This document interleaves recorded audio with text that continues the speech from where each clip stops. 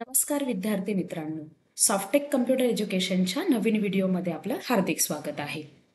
10वीची परीक्षा झाली, 12वीची परीक्षा झाली, मग आता पुढे काय? हा जो प्रश्न आहे तो आपल्या सगळ्या विद्यार्थ्यांच्या मनात आता सध्या घोळत असेल किंवा नुसता विद्यार्थ्यांच्या मनातच नाही तर त्यांच्या आईवडिलांच्या मनात सुद्धा हा प्रश्न उद्भवणार की आता पुढे काय करायचं.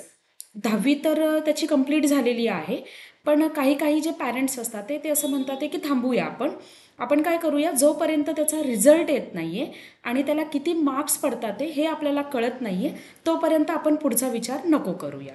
तसंच सेम 12वीच्या मुलांच्या बाबतीत सुद्धा तसंच घडतं. तर तुम्ही काही लोकांचा, जे काही जाणकार लोक आहेत त्यांचा जर अनुभव घेणार तर तुम्ही तुमच्या रिझल्टची वाट न पाहता तुमचा जो काही करिअरचा मार्ग आहे त्या मार्गाबद्दल तुम्ही तुमच्याकडे नॉलेज गोळा करणं हे तुमच्यासाठी फार महत्त्वाचं आहे.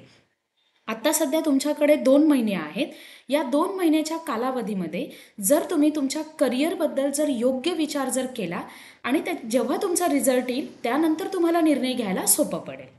ओके, तर आजच्या ह्या जो काही व्हिडिओ आहे त्या व्हिडिओमध्ये आपण थोडीफार जी काही करिअरच्या दृष्टीने जी काही माहिती आहे ती आपण आज जाणून घेणार आहोत.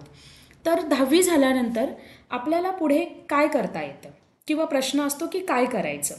तर 10वी झाल्यानंतर विद्यार्थ्यांच्याकडे 3 ऑप्शन्स असतात.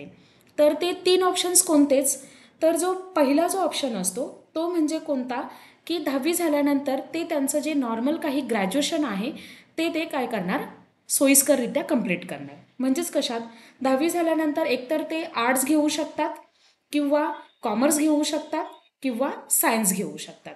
बरोबर.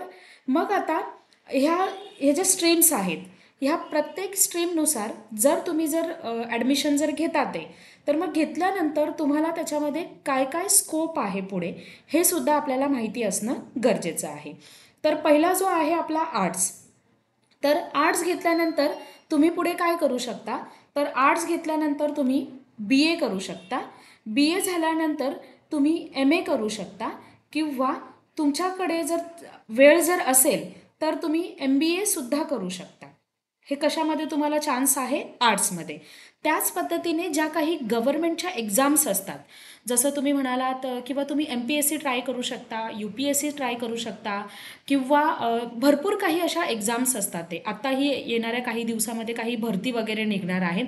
तर अशा पद्धतीचे जे काही गव्हर्नमेंटच्या एक्झाम्स असतात त्या तुम्ही पासआउट होण्याचा प्रयत्न करू शकता. हे तुमच्या आर्ट्समध्ये जातं. त्यानंतर तुम्ही कॉमर्स घेतात, कॉमर्स हा टोटली बँकिंग सेक्टर आहे, अकाउंट सेक्टर आहे. तर त्याच्यामध्ये तुम्हाला कॉमर्समध्ये काय करता येईल, तर तुम्ही कॉमर्ससाठी BBA करू शकता. त्याच्यामध्ये तुम्ही बँकिंगमध्ये MBA सुद्धा करू शकता. हे MBA वगैरे हे BCom झाल्यानंतर आणि त्याच्यानंतर तुम्ही MCom सुद्धा करू शकता ग्रॅज्युएशन झाल्यानंतर. ओके. त्यानंतर तुम्ही सायन्स घेतात तर सायन्स घेतल्यानंतर तुम्ही इंजिनिअरिंगला ॲडमिशन घेऊ शकता किंवा फार्मसी करू शकता किंवा BSc करू शकता. त्याच्यानंतर MBBS करू शकता. त्याच्यानंतर MSc करू शकता आणि त्याच्यानंतर ग्रॅज्युएशन झाल्यानंतर MBA करू शकता. ओके, हे झालं तुमच्या आर्ट्स, कॉमर्स आणि सायन्सच्या बाबतीत. किंवा 10वी नंतर बरेचसे डिप्लोमा कोर्सेससुद्धा असतात. म्हणजे ते कोणते, डिप्लोमा इन इंजिनिअरिंग.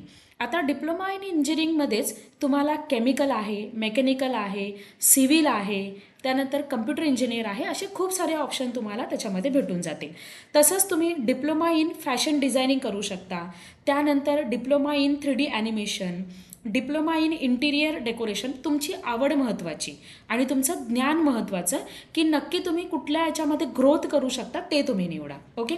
त्यानंतर डिप्लोमामध्ये diploma in agricultural, diploma in architecture किंवा तुम्हाला कुकिंगमध्ये इंटरेस्ट असेल तर तुम्ही डिप्लोमा इन हॉटेल मॅनेजमेंट करू शकता किंवा डिप्लोमा इन सायबर सिक्युरिटी किंवा बिझनेस ॲडमिनिस्ट्रेटर वगैरे सुद्धा डिप्लोमा असतो, तर तुम्ही त्याच्यामध्ये जाऊ शकता.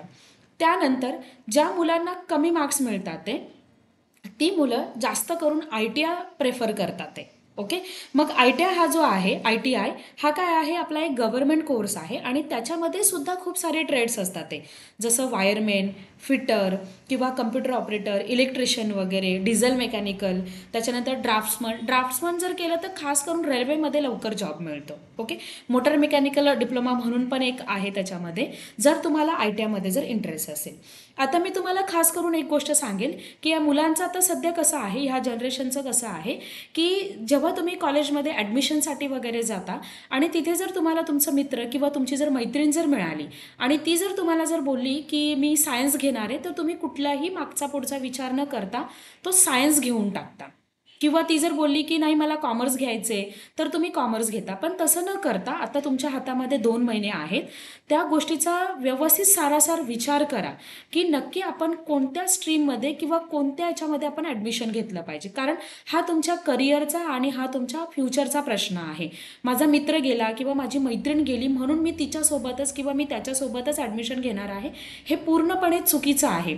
तुमची आवड आणि तुमचं ज्ञान पहिल्यांदा हे तुम्ही पडताळून पहा आणि तुम्हाला झेपेल किंवा तुमच्या फॅमिलीला झेपेल अशा गोष्टीला तुम्ही ॲडमिशन घ्या किंवा अशा गोष्टीचा तुम्ही विचार करा.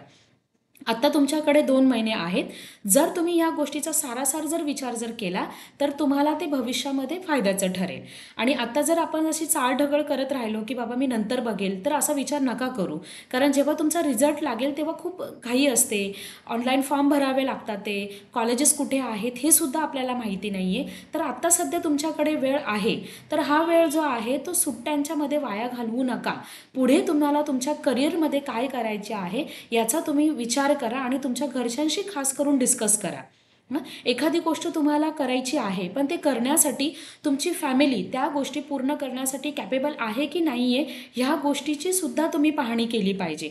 हट्ट धरून बसण्यात काहीही अर्थ नसतो, कारण ते तुमच्यासाठी कुठल्या तरी गोष्टीने सोयी करणार तुमची पैशाची वगैरे, पण प्रॉब्लेम नंतर असा होऊ शकतो की त्या याच्यामध्ये किंवा त्या याच्यामध्ये उदाहरणार्थ तुम्ही कॉमर्सला गेला पाहिजेत, पण जर तुम्ही हट्टाने मित्र घेतोय म्हणून मी पण सायन्सला ॲडमिशन घेणार आणि तिथे त्यांनी भरलेली जी काही फीज असते किंवा तुम्हाला ते झेपलंच नाही तर ते सगळं झिरोमध्ये काउंट होतं. तर आता सध्या म्हणजे माझी एक अशी तुम्ही रिक्वेस्ट समजू शकता की आत्ता तुमच्याकडे 2 महिने आहेत.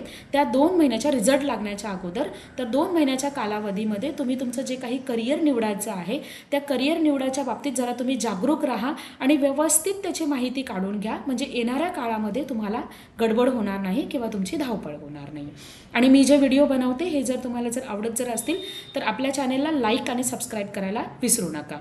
आणि जर तुम्हाला करिअर ओरिएंटेड विषयी अजून जर तुम्हाला जर काही जर माहिती जर हवी असेल तर तुम्ही मला नक्की कमेंट करा, मी तुमच्या कमेंटला उत्तर देण्याचा प्रयत्न करेल किंवा त्याच्याशी रिलेटेड नवीन एखादा व्हिडिओ बनवण्याचा प्रयत्न करेल. धन्यवाद.